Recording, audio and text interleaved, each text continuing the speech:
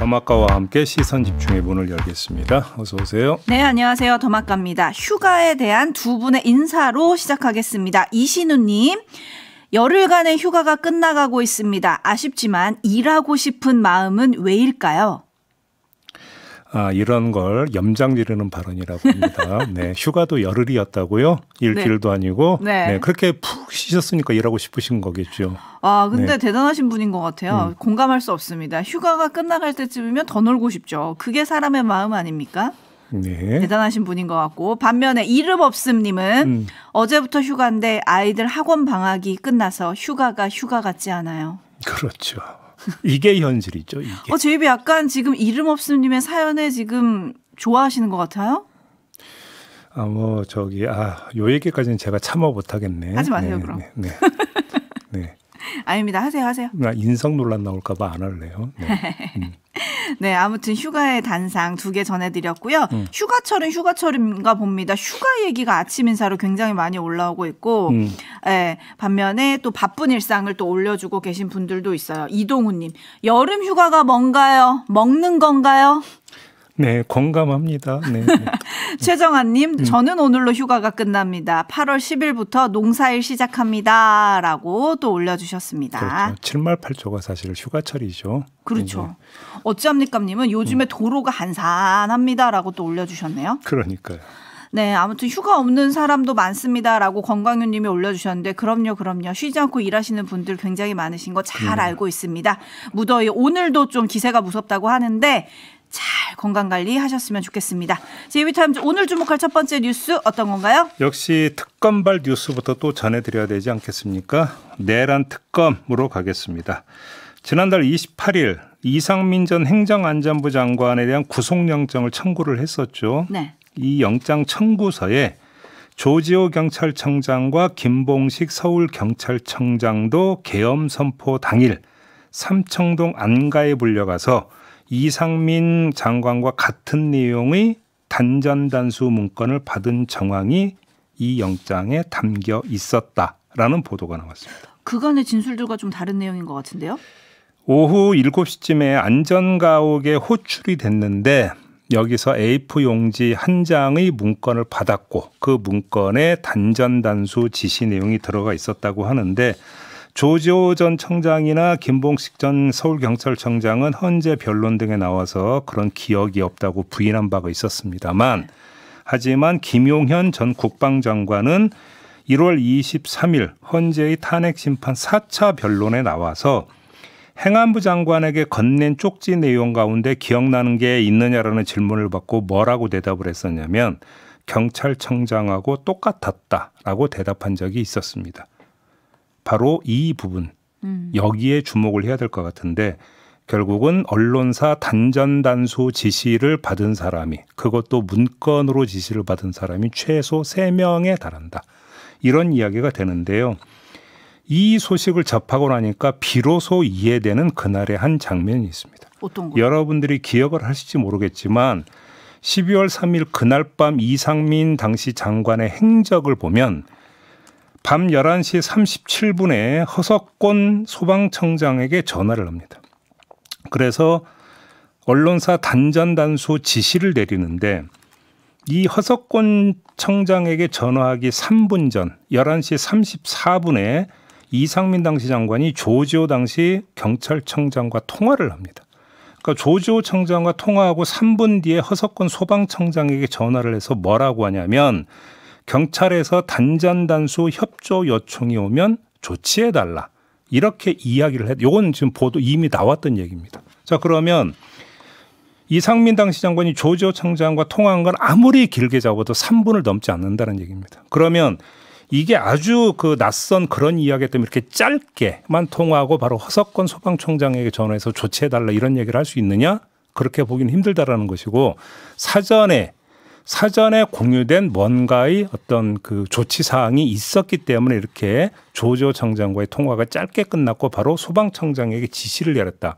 이렇게 보는 게 상식일 거거든요. 그러면 사전에 공유된 내용이 뭐냐? 바로 쪽지 문건이다. 이렇게 봐야 된다는 것입니다. 네, 나라사랑님이 손바닥으로 하늘을 가렸지만 손바닥이 많이 작았나 보네요. 라고 좀 꼬집어 주셨고, 이인수님 이 사람들 모두 거짓말했네요. 라고 또 따끔하게 보내주셨는데, 또 쭉 얘기를 듣다 보니까 그 내란의 밤 때 한덕수 전 총리랑 이상민 전 장관이 그 대통령 회의실에서요 11분인가요?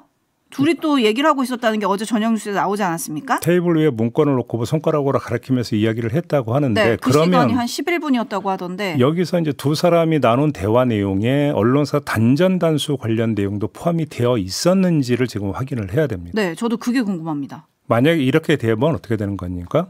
한덕수 전 총리도 피해갈 수 없다. 네. 순차 공모범에 해당이 된다. 이렇게 봐야 된다는 거죠. 그렇죠.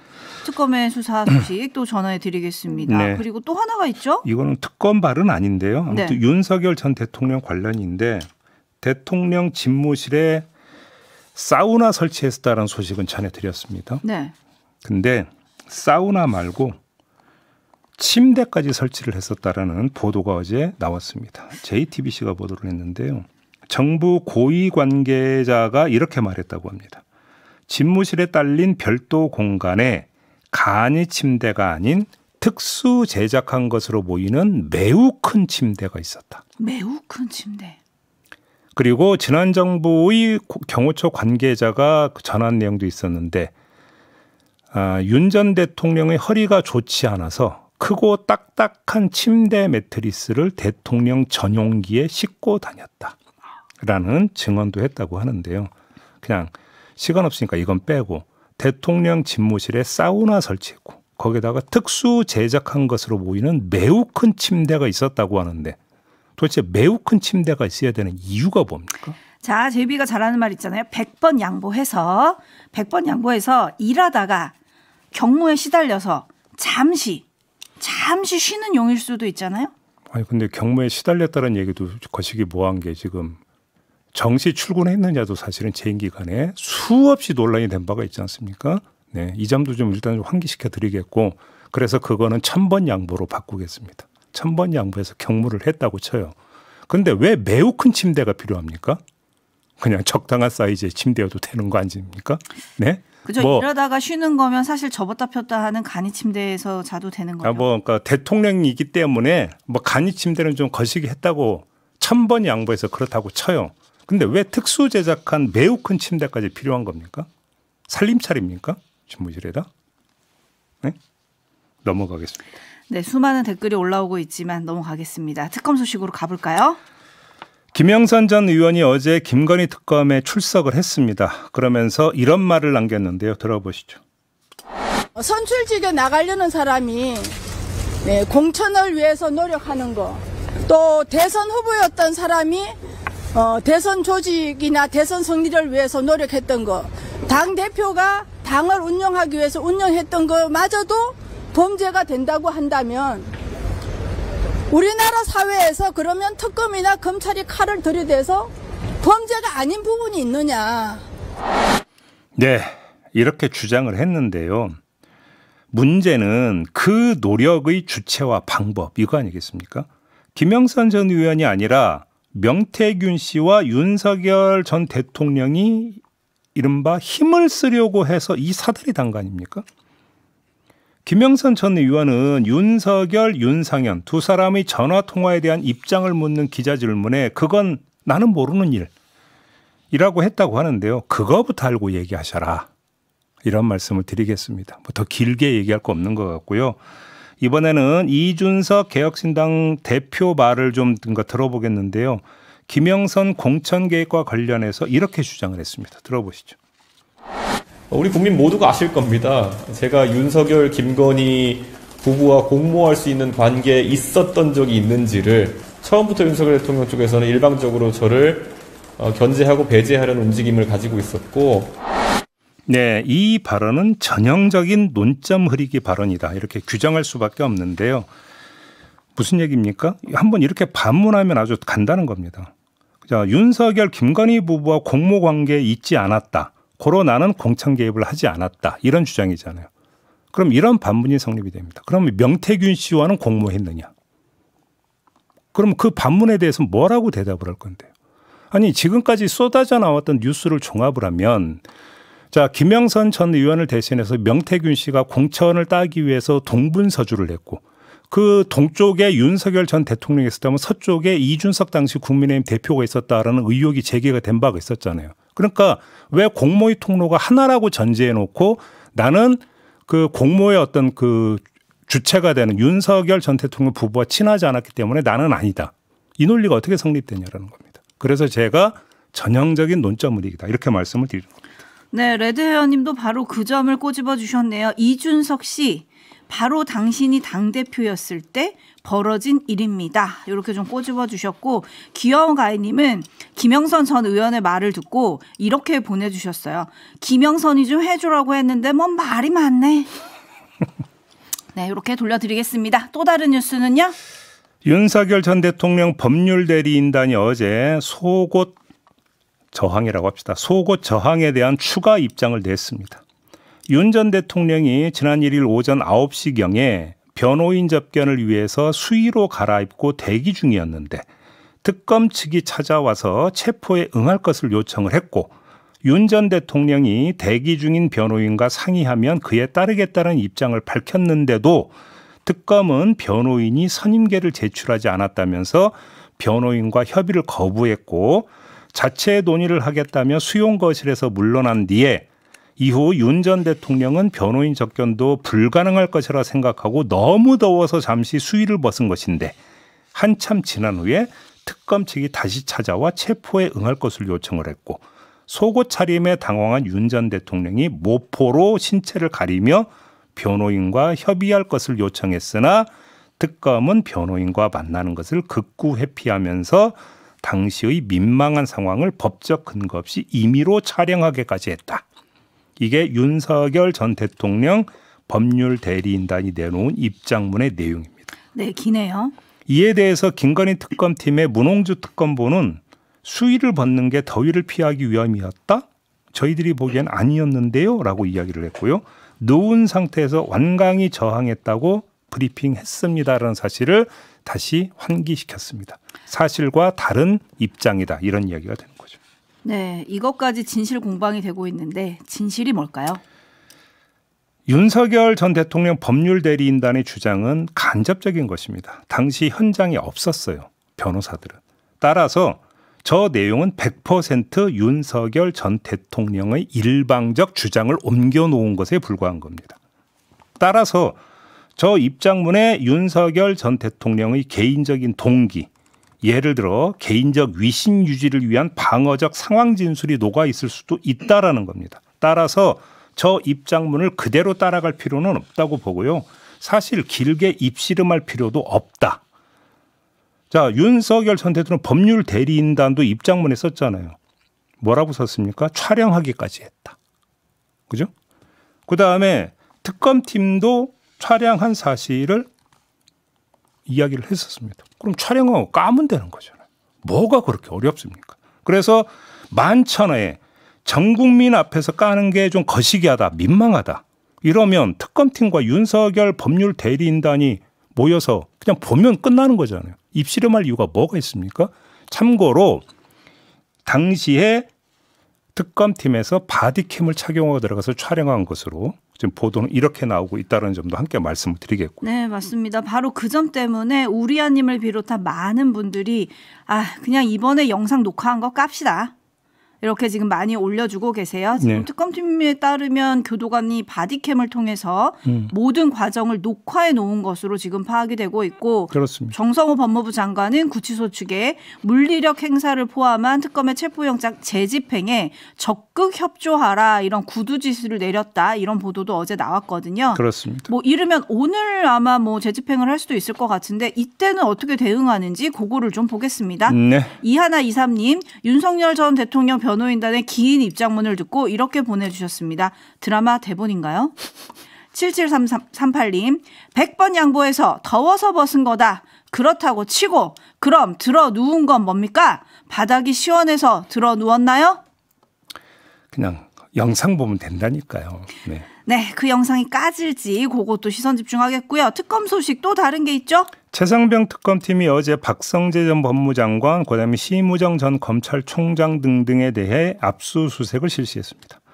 이종섭 전 국방장관이 지난해 3월 초에 호주 대사로 임명돼 출국하는 과정에서 공수처의 출국 금지 조치가 법무부에 의해서 해제된 문제점을 파기 위함인데, 박성재 전 장관 측은 법무부가 절차에 따라 해당 위원회에서 해제를 의결했고 장관은 그 의결 결과에 따라 출국 금지를 해제했을 뿐이다, 이렇게 주장을 했다고 합니다.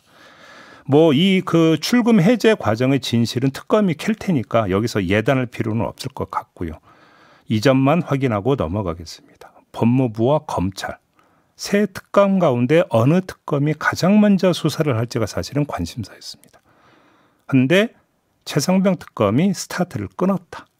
자, 그러면 이게 다른 특검에 어떤 영향을 줄 것이냐, 이걸 봐야 되는 거 아니겠습니까? 그렇죠. 왜냐하면 심우정 전 검찰총장 요번에 압수수색 대상이 포함이 된 건 검찰총장으로서가 아니라 당시에 차관. 법무부 차관이었기 때문에. 그러니까 어제의 압수수색은 엄밀하게 얘기하면 법무부에 대한 압수수색이지 검찰에 대한 압수수색이라 볼 수는 없는 거거든요. 하지만 검찰에 대한 지금 압수수색 내지 수사의 필요성은 이미 여러 번 제기가 됐습니다. 예를 들어서 심우정 검찰총장이 김주현 민정수석 등등과 비화폰으로 통화를 했다든지, 계엄 당일의 어떤 행적이라든지 이런 것들이 지금 내란 특검에서 수사가 돼야 된다는 이야기 많이 나왔었고요. 그다음에 김건희 특검의 경우에는 김건희 씨에 대한 여러 의혹에 대한 검찰의 수사가 과연 어떠했느냐도 파야 된다는 지적 여러 번 나온 바가 있지 않습니까? 그런 점에서도 결국은 검찰에 대한 수사 필요성은 여러 번 제기가 됐고, 어느 특검이 가장 먼저 건드릴 것이냐, 팔 것이냐, 이것도 하나의 관전 포인트다, 이 말씀까지 드리겠습니다. 네, 특검이 검찰까지 갈 것이냐, 여기에 시선 집중하겠습니다. 뉴스와 분석이 함께하는 JB타임즈, 다음 주목할 뉴스는 어떤 걸까요? 국민의힘 당대표에 출마한 주진우 의원이 어제 페이스북에 글을 올렸습니다. 김문수, 장동혁 후보는 이재명 대통령 재판 재개 투쟁에 집중하겠다고 했는데 시위, 거리 투쟁, 삭발로 이미 멈춘 재판이 재개되겠느냐라고 되물은 뒤에 이렇게 주장을 했습니다. 김문수, 장동혁 후보가 이끈 지난 대선에서 우리가 승리했다면 재판은 멈추지 않았을 것이다. 지방선거와 총선에서 우리가 승리하면 재판은 재개될 수 있다, 이렇게 주장을 한 겁니다. 오, 선거 결과에 따라서 그렇게 된다. 평가는요? 주진우 의원은 검사 출신, 법률가입니다. 그런데 전혀 법률가답지 않은 주장을 한 것이다라고 이야기할 수밖에 없는데요. 자, 저 주장을 한마디로 정리하면 국민의힘이 선거에서 승리하면 법원이 국민의힘 눈치를 봐서 재판을 재개할 것이다, 뭐 이런 얘기 아닙니까? 대충 해석하자면. 더 간단히 말하면 정치의 힘으로 사법부를 움직일 수 있다는 주장입니다. 그런데 재판부는 재판 중단 결정을 내린 근거로 헌법 84조를 들었었습니다. 이 헌법 84조를 들어서 재판 중단을 선언했는데 주진우 의원은 헌법보다 정치 역학이 더 중요하다, 이렇게 주장을 한 겁니다. 법률가 출신으로서 이렇게 주장할 수 있는 것이냐, 저는 이걸 물어보고 싶습니다. 마진가님이 혹시 주진우 의원 그럼 개헌하겠다는 건가요? 라고 올려주셨는데요. 네, 대답은 않겠죠. 네, 알겠고요. 시간이 없는데 짧게 저희가 최일 국방 홍보원장 이야기를 2차례 전해드린 바가 있습니다. 그랬죠. 후속도 전해드려야 되는 거 아니겠습니까? 네. 직위 해제당했습니다. 오호. 수사 의뢰도 당했습니다. 국방부가 감찰을 실시해서 국가공무원법상 성실 의무 및 품위 유지 의무를 위반한 것 등에 대해서 중앙징계위원회에 징계를 요구했고요. 이 절차가 진행됨에 따라서 징계 의결 때까지 직위를 해제한다, 이렇게 밝힌 겁니다. 수사 의뢰까지 했다고 하는데 이제 강요라든지 명예훼손이라든지 이런 소지도 있어서 이건 수사 의뢰했다, 이렇게 밝혔거든요. 자, 어떤 조치가 내려질지 이것도 관심을 좀 가져주셔야 된다, 이 말씀까지 드리겠습니다. 네, 본인은 뭐 감사 결과는 전혀 사실이 아니다, 징계위에서 적극 소명하고 징계 시 소청 절차를 밟을 계획이다, 이렇게 반박을 했던데 뭐 직원들에게 본인과 나눈 메신저까지 지우라, 이런 깨알 지시까지 했다고 하던데 어떤 결과 나올지 시선 집중하겠습니다. 더마카 수고하셨습니다. 고맙습니다.